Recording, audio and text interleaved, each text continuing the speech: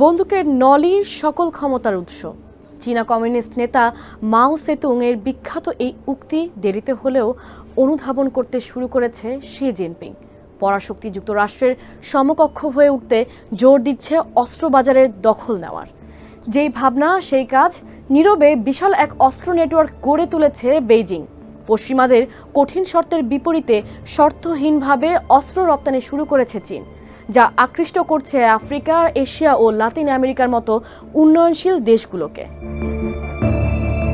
এছাড়াও অস্ত্র বিক্রিতে এমন সব লোভনীয় অফার দিচ্ছে বেইজিং যে সবাই এখন চীনা অস্ত্র পেতে মরিয়া। অস্ত্র বিক্রিতে কি অফার দিচ্ছে চীন? চীনা অস্ত্রের বিশেষত্বই বা কি? অস্ত্র রপ্তানিতে যুক্তরাষ্ট্রকে কি ছাড়িয়ে যেতে পারবে চীন? সেসবই জানাবো Stockholm International Peace Research Institute আরটির প্রতিবেদনের আলোকে। সঙ্গে আছি আমি কাশফিয়া রুহি। বৈশ্বিক অস্ত্র বাজারের চিত্র স্টকহোম ইন্টারন্যাশনাল পিস রিসার্চ ইনস্টিটিউটের 2020-24 সালের তথ্য অনুযায়ী যুক্তরাষ্ট্র একাই বিশ্বের 43% অস্ত্র বাজার দখলে রেখেছে, যা কিনা 5 বছর আগেও ছিল 35%। অন্যদিকে দ্বিতীয় অবস্থানে থাকা ফ্রান্সের নিয়ন্ত্রণে 9.6% অস্ত্রের বাজার। আর এতদিনে যে রাশিয়া যুক্তরাষ্ট্রের সঙ্গে পাল্লা দিয়ে অস্ত্র বিক্রি করেছে, তারা এখন তৃতীয়। একসময় যে মস্কো 21% অস্ত্র সরবরাহ করত, তা ইউক্রেন যুদ্ধের প্রভাবে নেমে এসেছে মাত্র 7.8%। অন্যদিকে চীনের অস্ত্র রপ্তানির পরিমাণ 6.2% থেকে কিছুটা কমে নেমে এসেছে 5.9%। তবে এই রপ্তানি কমার পেছনেও আছে যৌক্তিক কারণ, কেননা চীন এখন অস্ত্রতে স্বনির্ভর হয়ে উঠতে শুরু করেছে। 2015-19 সাল পর্যন্ত যে চীন 5.1% অস্ত্র আমদানি করেছে, সে চীন 2020 থেকে 24 সাল পর্যন্ত অস্ত্র আমদানির পরিমাণ কমিয়ে নামিয়ে এনেছে 1.8%। অর্থাৎ আগে যেসব অস্ত্র আমদানি করত চীন, সেসব এখন নিজেরাই উৎপাদন করতে শুরু করেছে বেইজিং। এমনকি সেসব অস্ত্র রপ্তানিও করছে দেশটি।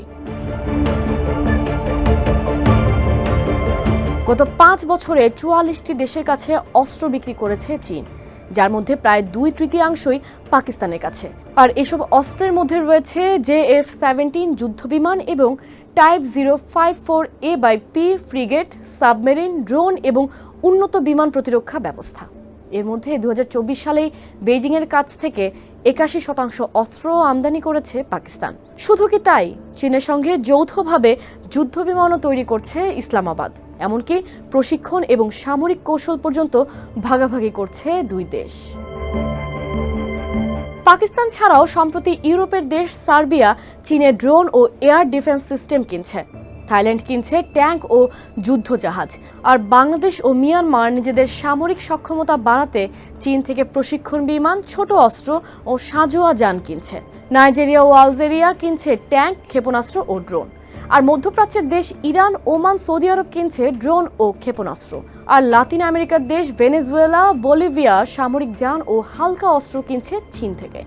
সহজ কথায়, চীন এখন প্রায় সব মহাদেশেই অস্ত্র সরবরাহ করছে। তবে এর মধ্যে সবচেয়ে বেশি চীনা অস্ত্র যাচ্ছে আফ্রিকা ও এশিয়ায়। বর্তমানে চীন আফ্রিকায় 18% অস্ত্র সরবরাহ করছে, যা কিনা রাশিয়ার 21%-এর পরই দ্বিতীয়। অন্যদিকে এই অঞ্চলে যুক্তরাষ্ট্রের অস্ত্র সরবরাহের পরিমাণ 16%। আর এশিয়ায় চীনের অস্ত্র সরবরাহের পরিমাণ 14%। অর্থাৎ বিশ্বব্যাপী চীনা অস্ত্রের চাহিদা বাড়ছে। বিশ্বব্যাপী চীনা অস্ত্রের চাহিদা বাড়ার কারণ মূলত বেইজিংয়ের আকর্ষণীয় অফার। পশ্চিমাদের তুলনায় তুলনামূলক কম দামে ও দ্রুত অস্ত্র সরবরাহ করছে বেইজিং।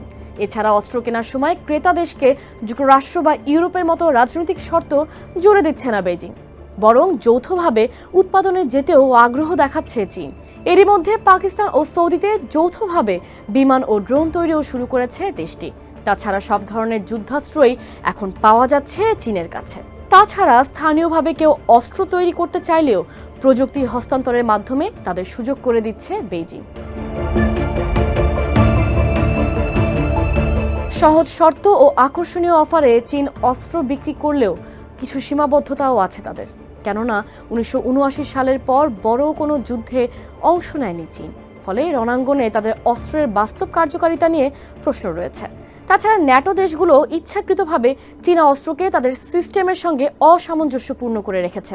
আর জার্মানি ইচ্ছাকৃতভাবে চীনের কাছে যন্ত্রাংশ সরবরাহ না করে চীনের প্রকল্প বিলম্বিত করছে।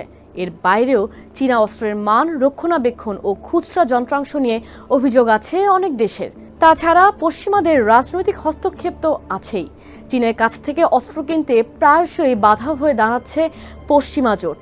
এসবই চীনের অস্ত্র বাজারে পরাশক্তি হয়ে ওঠার অন্যতম বাধা।